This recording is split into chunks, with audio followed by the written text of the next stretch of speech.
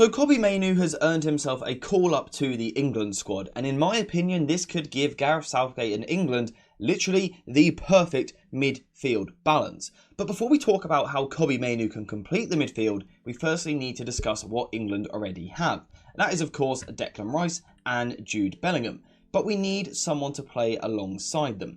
Before we figure out what actually completes the balance though, we do need to assess the balance which is already there. So these are some of the criteria which you would expect from your midfield. Press resistance, high volume players, ball retention, ball carrying, progressive passing, creativity and ball striking. Now if we go through these two players, Rice and Bellingham, we can see which boxes they tick. Declan Rice, in my opinion, has developed press resistance, so he ticks this box. He is also a high volume player and a good ball retention player. Both Jude Bellingham and Declan Rice are good ball carriers and also good progressive passers, whilst Jude Bellingham is the player with a little bit of creativity and they both also possess ball striking. However, in my opinion, what we need to do to complete our midfield is to have at least two players ticking the boxes of every single category. So that's what we need from Kobbie Mainoo. We need him to make this midfield balanced. And based on the Data MB graph here, it looks like he could certainly do that. Data MB, by the way, an excellent place to compare players, check out player stats. I will leave a link in the description down below. Go check it out. What we can see here, though, is that with a Kobbie Mainoo, Declan Rice and Jude Bellingham midfield, on paper, we are nearly hitting the points of all of the key categories which you want in your midfield. So how does that look from a tactical point of view? Well, Kobbie Mainoo comes into this England side, and from a tactical point of view, the way that they would most likely set up is something like this. Maguire moving to a left centre-back position, Stones into the middle, Kyle Walker with a somewhat reserved role on the right-hand side, with then either Shaw or Chilwell pushed forward, with Foden or Rashford coming inside. This is assuming all the England players are fit. This is probably how England could set up this summer, but also in games beyond that as well. So how does this work? Does this tick every box that we need? Well, in my opinion, it does. Because if we go over to here and look at Kobbie Mainoo's strengths, we are now getting at least 2 ticks next to every box if we continue where we left off earlier. So Kobbie Mainoo is press resistant. Kobbie Mainoo is a high volume player, but also a retention based player. He's also a very good ball carrier and a progressive passer. Now we can see that we have at least 2 ticks next to every single bit of criteria. So again, on paper, England have themselves a very balanced midfield. The question is though, whilst it works on paper, does it actually work on the pitch? You know, are these roles balanced? Do these players suit these roles? Well, in my opinion, yes. You've got Declan Rice and Kobbie Mainoo, who would be your 2 players, which first of all are getting you out of the first phase under pressure. Kobbie Mainoo is very good at that, Declan Rice also. But then also, these are both players which want to have the ball. They are high volume players and also very good retention players. Exactly what you need to control a game. Particularly in a Gareth Southgate approach, which can be pragmatic at times, keeping the ball is a very, very important tool. Declan Rice and Kobbie Mainoo both possess that. They also, though, possess the ability to move the ball further forward, into the feet of Jude Bellingham, or into Bukayo Saka, Harry Kane, Foden or Rashford, whoever it may be. They are both very, very capable of doing this. And then you see the real strengths of Jude Bellingham, the ball carrying, the creativity in the final third, of course, once again supplemented by those players behind him.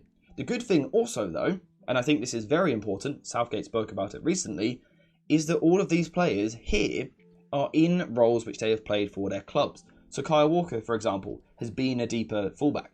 We've seen John Stones for England in the past, but also for Manchester City, be the middle centre-back, and we've seen Maguire play on the left-hand side time and time again. Shaw and Chilwell always fly forward for their side, and Foden and Rashford, when they play on the left, like to come inside.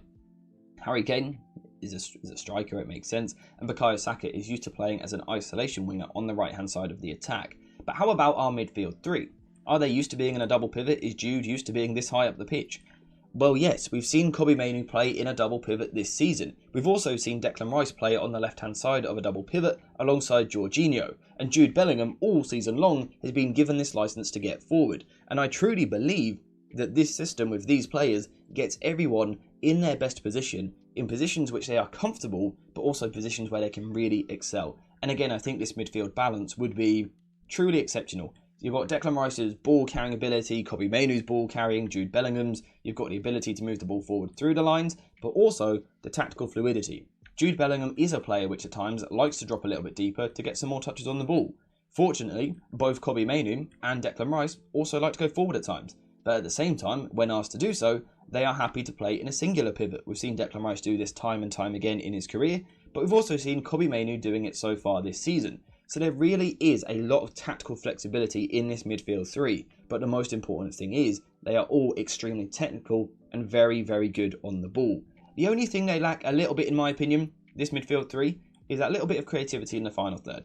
Because Declan Rice can do it here and there, and Kobbie Mainoo can a little bit, but it's not their strength really.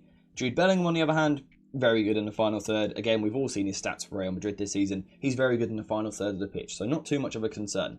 But perhaps this midfield does lack a little bit of creativity, but hopefully that can come from elsewhere. Bukayo Saka, Foden or Rashford, an overlapping fullback, set pieces as well, things like that.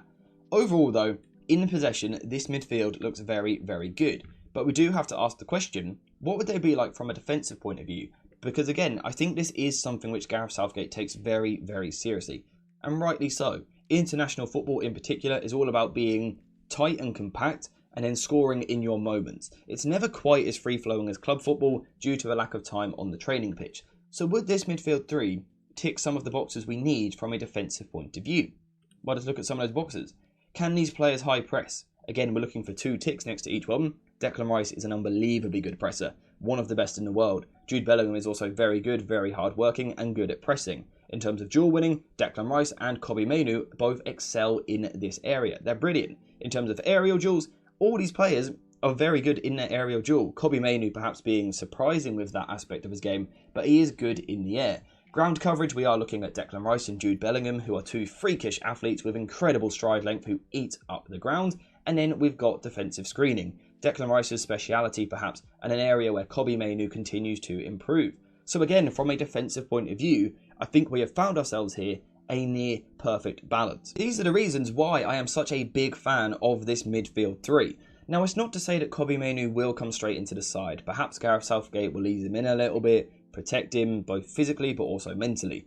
But if you can get these three in the midfield with each other, England have a massive, massive chance this summer. Because what it allows you to do is use a system which the elite sides use at club level. And I think that's what we want to see.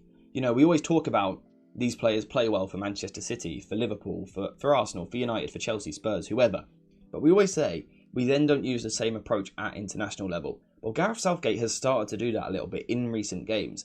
And this 11 in particular allows him to do that more so.